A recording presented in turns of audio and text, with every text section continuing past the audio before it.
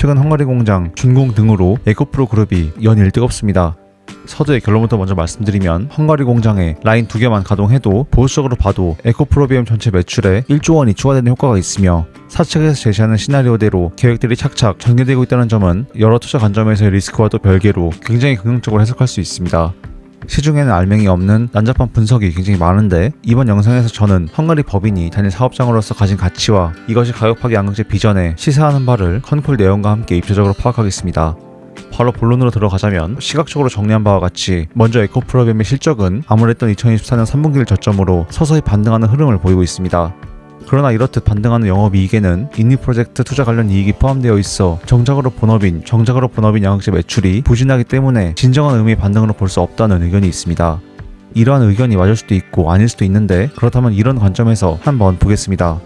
에코프로비움이라는 기업은 폭발적으로 성장하는 배터리 산업에 있어 핵심 소재인 양극재를 생산하는 기업입니다. 그리고 하이니켈 양극재 기술력에 있어서는 타이 추종 전세계 1위의 기술력을 가지고 있으며 심지어 니켈 광산까지 가지고 있어 중국의 배터리 소재 덤핑 공세에서도 살아남을 수 있는 체력까지 갖추게 되었습니다. 즉 주식을 나눌 때 이 기업의 성격은 은행과 같은 가치주가 아니고 성장주의자 핵심 메탈인 리튬에 영향을 받는 경기순환주의 성격을 동시에 가지고 있다는 것입니다. 그런데 현재 리튬 판가는 가파르게 반등하여 2024년 연초 가격대까지 와 있는데 이는 이전 영상에서 말씀드렸지만 양극재 소재 업체들에게는 압도적으로 좋은 지표입니다. 에코프로비움은 2023년 말에서 2024년 초와 비교해보면 분명히 성장했다는 점에서 펀더멘탈 훼손이 없고 유럽 진출이 본격화되면서 3원계 조상비를 지켜온 일관된 전략이 마침내 실질적 성과로 연결되는 단계에 들어섰습니다. 게다가 EV 시장의 성장이 당초 예상과 같이 급격하게 성장하지 않더라도 ESS 등으로 그 공백을 채울 수 있다는 점에서 전체 업황이 꺾였다고 할 수 없습니다. 나아가 재고자산 환입과 수익성을 좌우하는 양극재 판가의 기준인 리튬 판가 역시 매우 빠르게 반등하여 24년 연초 수준을 회복하였습니다. 따라서 2023년 말에서 2024년 초 리튬 판가가 지금과 비슷한 당시와 비교한다면 당장의 상황, 향후 업황, 기술력 모두 그때보다 나쁘다고 할 수 없음에도 주가는 여전히 박스권 최하단도 전혀 닿지 못하는 저평가 구간 상태에 빠져 있습니다. 기자들은 최저점 대비 100%, 150% 올랐다는 전망을 대서특필하며 고평가 내지는 오버슈팅을 말하지만 주가 관점에서도 절대 그렇게 볼 수 없다는 것입니다. 전체적인 실적과 주가를 확인하였으니 최근 여의도의 ESS 스토리와 함께 에코그룹만의 호재라고도 볼 수 있는 헝가리 공장에 대해 구체적으로 파악해보겠습니다. 며칠 전 준공식이 있었던 헝가리 공장은 단일 사업장만으로도 에코프로비움 전체에 대한 평가가 다시 이루어져야 할 정도로 중요한 생산 거점이라 구체적으로 살펴보겠습니다. 에코프로비움이 이번에 추가한 헝가리 공장은 양극재 3개 라인으로 구성되어 있으며 전체 캐파는 54,000톤입니다. 올해까지 시운전을 마무리하고 2026년 2분기에 첫 번째 라인 생산을 시작할 계획이라고 합니다. 지난 컨퍼런스콜에 따르면 헝가리 공장은 이미 10월 22일 시제품 생산을 시작했고 이어서 양산을 전제로 한 출하까지 성공적으로 마쳤다고 합니다. 그래도 풀 가동까지 어느 정도 시간은 필요한데 2026년 하반기에 두 번째 라인이 추가 가동됩니다. 다만 컨콜에서 밝힌 내용에 따르면 당장 헝가리 법인 초기 국면에서는 약 300억 원의 고정비 압박으로 양산 시장 첫 해에는 뚜렷한 수익성을 기대하기는 어렵겠습니다. 세 번째 라인은 아직 시점을 명확히 밝히진 않았지만 역시 유럽향 수요에 따라 시점을 결정할 것으로 보입니다. 결국 헝가리 공장은 단기적으로는 비용 요인이지만 중장기적으로 유럽 내 탈중국 밸류체인 구축과 CRMA 대응 그리고 잠재적 고객사 확대를 동시에 노릴 수 있는 교두보라는 점에서 의미가 있습니다. 그렇다면 이어서 공장의 수익성을 가늠해보고 이러한 초기 고정비가 어느 정도 규모의 매출과 이익으로 상쇄될 수 있는지를 함께 보겠습니다. 양극재 가격 흐름을 리튬 판가와 분명히 비교하실 수 있도록 좌측의 배터리급 수산화 리튬 가격을 함께 첨부하였습니다. 우측표는 중국 내수 기준 8시리즈 니켈 함량 80% 하이니켈 양극재 가격입니다. 가파르게 처박힌 당장의 리튬 판가를 기준으로 한 양극재 판가를 향후 매출에도 일괄적으로 적용해서 본다면 기준 8시리즈 가격은 톤당 약 2만 달러가 됩니다. 물론 이는 중국 내수 기준 판가이고 국내 데이터만 해도 리튬 판가가 바닥권인 기간에 수출 데이터를 추적해보면 평균 양극재 단가가 킬로그램당 20달러 내외 수준이었습니다. 심지어 8시리즈의 경우는 니켈 함량이 매우 높은 프리미엄 제품군으로 평균치에서도 제품 판가로는 상당히 높은 쪽에 속하기 때문에 만약 킬로그램당 20달러 추정할 경우 이 자체로 대단히 보수적이라 할 수 있겠습니다. 사실 글로벌 리튬의 수요가 내년에는 올해보다 30% 증가한다고 하니 이러한 킬로그램당 20달러의 양극재 판가를 계산식에 사용한다는 것은 현실에 맞지 않고 현재 추세를 감안할 때 이러한 판가를 가지고 밸류에이션을 한다는 것 자체가 또 더더욱 가혹한 근거를 사용한다고 할 수 있겠습니다. 즉 킬로그램당 20달러의 판가도 매우 낮은 축이고 미래 매출의 현재 판가를 사용하는 것도 내년 전망되는 리튬 수요 30% 증가 전망치를 감안할 때 전부 다소 비현실적인 느낌이 들 정도로 빡센 추정입니다. 하지만 보수적으로 산출하기 위해 그리고 이전에 이동채 회장님께서 말씀하셨던 가격 파괴 양극재는 어느 정도 가격을 깎을 수 있다는 점을 감안하여 상당히 가혹한 킬로그램당 $20 추정치로 계산해 보겠습니다. 이렇게 본다면 헝가리 공장에 대해 좌측 도표와 같은 전체적 매출 볼륨을 산출할 수 있습니다. 원래 저는 이전에 1350원의 환율을 적용했지만 원화 가치가 높고 있는 문제가 있어 일단 1450원을 적용하였고 향후에는 1500원 이상의 환율을 적용할 가능성도 있습니다. 라인 한 개당 18,000톤의 생산 능력을 가정하였으며 이번 계산에서 너무 복잡하게 볼 필요는 없기 때문에 수요일과 가동률 보정은 소거하였습니다. 먼저 첫 번째 가정으로 방금 말씀드렸던 매우 가혹한 추정식인 킬로그램당 $20를 사용하였는데 이렇게 보수적으로 봐도 단일 사업장 풀 가동이 아님에도 연간으로 약 5천억 원의 매출 기여 효과가 있습니다. 이것만 해도 에코프로비움 실적 바닥을 찍던 2024년 기준으로 보면 당시 전체 매출액의 약 20%를 차지할 정도로 결코 작은 물량이 아닙니다. 나아가 에코프로비움은 3분기 컨퍼런스콜에서 2024년 68,000톤의 판매 실적을 기록하였고 올해에는 약 72,000톤 정도의 판매 규모를 예상한다고 밝힌 바 있습니다. 해당 법인의 유럽향 매출이 본격화된다면 18,000톤에서 54,000톤에 이르는 헝가리 공장은 단일 사업장 규모로도 결코 그 비중이 작다고 할 수 없겠습니다. 또한 방금까지는 굉장히 보수적인 추정이었고 그나마 납득이 갈만한 $30 혹은 2차 전지의 적대적인 모 에너를 말하는 킬로그램당 $43 정도의 판가를 적용한다면 헝가리 공장에서 연간 2에서 3조의 매출 규모를 가늠해 볼 수 있습니다. 그러나 이는 대략적인 추정이고 우측에 정리했지만 여기서 고려해야 할 점들이 있습니다. 먼저 첫째로 에코프로비움이 가격 파괴 양극재라고 할지라도 니켈을 싸게 조달했다고 해서 굳이 수요가 넘치는 최고급 양극재를 절반 가까운 헐값에 시장에 던질지는 미지수입니다. 따라서 판매가를 조금 더 높게 추정해 볼 수도 있겠습니다. 두 번째로 대규모 장치산업 특성상 매출과 영업이익 사이의 레버리지가 상당히 큽니다. 양극재 산업은 일정 수준 이상 가동률이 올라가고 판가가 받쳐주면 영업이익이 비선형적으로 증가하는 구조입니다. 물론 어떤 업체에서는 5% 이상의 영업이익률을 대단히 과하다고 보기도 합니다.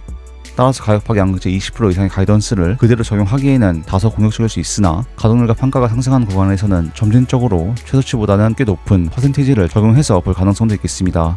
셋째로 리튬 가격 30불 근처에서의 양극재 평균 가격인 킬로그램당 $43는 과거 그 사람이 말했던 데이터를 이용한 것인데 한도의 범위 안에서 최대치 느낌으로 이해하시면 좋을 것 같습니다. 이어서 대략적인 수익성을 파악해 보겠습니다. 앞서 말씀드린 바와 같이 5%를 적용하여야 하지만 클로즈드 루프 시스템을 구축한 에코그룹의 가격 파괴 양극재의 특수성을 반영해서 조금 높은 축인 7%로 일괄 계산해 보겠습니다. 만약 여기에 회장님께서 말씀하신 20%로 전부 계산기를 돌리면 여기에 표시한 값에 전부 곱하기 3을 해야 합니다. 그렇게 되면 이것은 물론 영업이익으로 볼지 에비타 마진으로 볼지가 문제겠으나 헝가리 단일 법인만으로 에코프로비움 실적 전고점을 가뿐히 넘겨버리기 때문에 이 부분은 독자분들 개별적으로 판단해 보시면 좋겠습니다. 그런데 만약에 제가 사용한 이 7%를 영업이익률이 아니라 매출 총 이익률 등으로 이 값이 컨콜에서 말씀하셨던 300억 고정비를 제외하기 전의 값이라는 전제를 사용할 수도 있습니다. 따라서 여기 별도로 300억을 제외하는 식으로 결과치를 보정한 값도 포함하였습니다. 어차피 이 작업의 목적이 결과값을 아주 정확하게 맞춘다기보다는 러프한 규모를 가늠하는 것이기 때문에 데이터를 계속 바꿔볼 수도 있고 독자분들 개별적으로 생각하시는 추정치를 넣으셔도 좋겠습니다. 어쨌든 여기서 물론 부대 비용을 더 빼야 할 수도 있고 이익률을 더 높게 부여할 수도 있지만 그래도 어떻게 본다고 해도 이익의 규모가 결코 작지 않고 에코프로비움의 이전 실적 고점을 경우에 따라서는 헝가리 공장 단일로 뛰어넘을 수도 있는 가능성을 확인할 수 있습니다. 나아가 만약 밀려드는 유럽향 수요를 세계 라인으로 감당하지 못해 2배인 108,000톤으로 규모를 확장한다면 동사의 수익성은 더욱 드라마틱하게 좋아질 것입니다. 아무리 한국 기자들이 중국을 찬양하고 외계인을 고문하여 만든 중국 배터리가 최고라고 해도 하이니켈 양극재 선두주자임과 동시에 통합 밸류 체인과 현지 양산 능력을 갖춘 에코프로비움의 경쟁력을 이렇듯 간단하게 무시할 수는 없겠습니다. 특히 에코프로비움은 모 전해액 기업과 같이 공수표를 남발하는 것이 아니라 실제로 본인들이 하겠다고 한 것은 모두 달성하고 있습니다. 지난번 밸류데이에서 캐파 확장 계획을 크게 미룬 것은 당시에는 실망스러웠으나 현실을 반영한 합리적인 결정이었고 헝가리와 인도네시아 법인 확장도 전부 성공적으로 달성하였습니다. 세계 시장으로부터 이게 가능하겠냐는 숱한 의심을 받아온 인니 니켈 프로젝트가 성공했다는 점은 대단히 고무적입니다. 따라서 정리해보자면 에코프로비움은 니켈 채굴부터 시작되는 수십 개월의 밸류체인을 완성하였고 헝가리 법인은 유럽 시장 공략을 위한 굉장히 중요한 거점입니다. 즉 자신들이 하겠다고 한 것은 하는 기업이고 특히 우직하게 밀고 있는 3원계 그 중에서도 하이니켈로 승부를 본다는 점을 높게 평가할 수 있겠습니다. 사실 조금 더 말씀드리자면 이번 난데없는 ESS 발 급등으로 인해 최근 국내에는 LFP가 최고이고 3원계는 뭔가 투머치한 쓸모없는 조성비로 인식하는 여론이 강해진 것으로 보입니다. 그러나 그렇다고 할 수 없는데 먼저 좌측 그래프는 ESS 수요 폭증을 감안하지 않은 작년 통계이긴 하지만 여전히 미드니켈과 하이니켈, 3원계 조성비 배터리 수요는 유효합니다. 3원계 배터리는 높은 밀도와 충방전 효율성으로 인해 고정형 에너지 장치는 몰라도 이동 수단이며 로봇이나 드론보다 월등히 많은 배터리 용량을 필요로 하는 전기차 분야에서는 하이니켈 3원계 배터리의 대안이 없습니다. 최근 다시 소듐 배터리가 최강이라는 주장과 함께 3원계 배터리는 폭발 가능성 등 화재 위험으로 사라질 것이라는 주장이 다시 스멀스멀 재개되고 있는데 이 부분도 조만간 제가 정리해서 올려보겠습니다. 어쨌든 에코그룹이 강력하게 밀고 있는 3원계 조성비는 분명히 수요가 있고 LFP보다 그토록 별 볼이 없지 않습니다. 게다가 윤석 선생님께서 말씀하신 바와 같이 중국에서도 LFP를 긴 기간 동안 타보고 나니까 이제 높은 밀도를 가진 배터리에 대한 필요성을 체감했고 점차 3원계 배터리에 대한 수요가 증가하고 있다고 합니다. 따라서 ESS는 몰라도 EV 분야에서만큼은 전세계 시장이 점진적으로 에코프로비엠이 초격차를 보유한 3원계 배터리로 가는 흐름은 아무리 친중 애널들과 기자들이 아니라고 해도 부정할 수 없는 사실입니다. 게다가 당초 예상보다 EV 성장률이 다소 둔화된 북미와 달리 헝가리 공장이 타겟으로 하는 유럽 시장은 여전히 폭발적으로 성장하고 있습니다. 유럽 소비자들도 당장에는 싼 전기차를 선호하지만 중국과 마찬가지로 타보고 난 뒤에는 점차 높은 밀도의 필요성을 알게 되리라 기대할 수 있겠습니다. 따라서 이러한 중장기적 흐름에서 에코프로비엠의 양극재는 분명히 정상적으로 매출을 일으킬 수 있습니다. 게다가 에코프로비엠의 3원계 양극재는 심지어 니켈 직수급과 공정 효율화로 인해 원가를 획기적으로 줄인 가격파괴 양극재이기 때문에 시장에서의 경쟁력 또한 뛰어나다고 평가할 수 있겠습니다.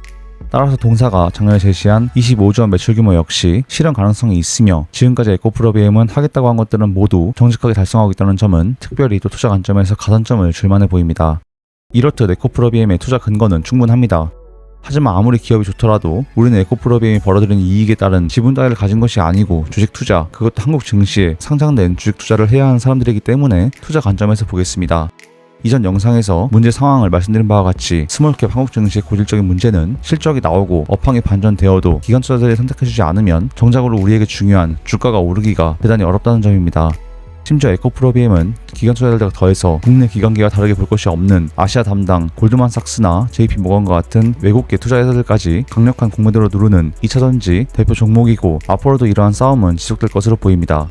제가 지난 영상에서 구체적으로 설명드렸지만 여의도 친구들이 얼마나 추악하게 수단과 방법을 가리지 않고 에코프로 그룹을 찍어 눌러왔는지는 모두가 알고 있습니다.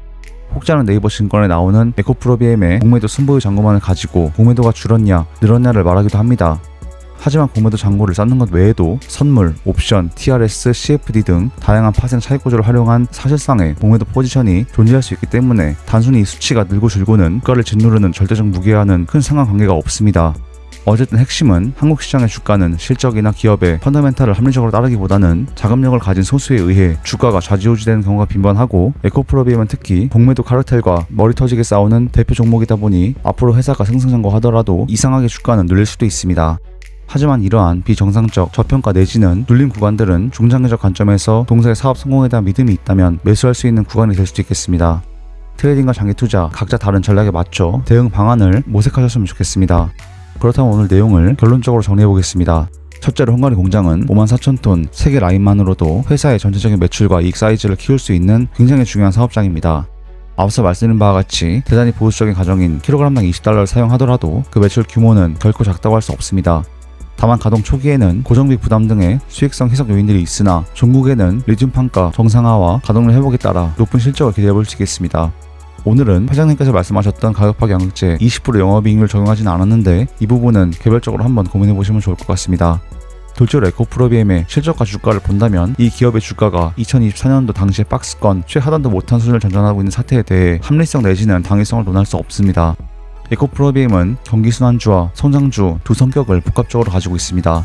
그런데 두 관점으로도 모두 당시보다 현재 상황을 나쁘게 볼 부분이 없기 때문입니다. 에코프로비엠은 하이니켈 3원계 양극재 세계 최상급 기술력을 보유하고 있으며 니켈 광산까지 확보한 통합 밸류체인을 구축하고 있습니다.